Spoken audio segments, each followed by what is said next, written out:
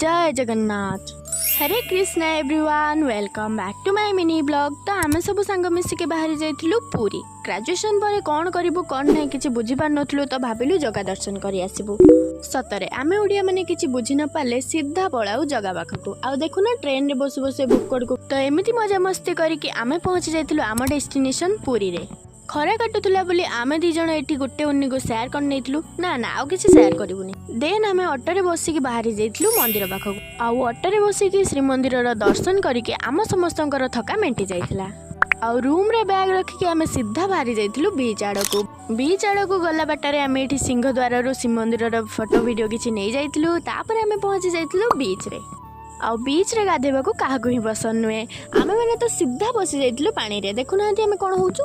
बीच रे मजा मस्ती सारिके आमे जाइथिलु नरेंद्र पोखरी। चंदन यात्रा पे एठी बहुत सुंदर सजा सजी हेतिला। मिनी ब्लॉग टी एठी एंड करछि। पार्ट 2 को वेट करंतु। Till then Tata.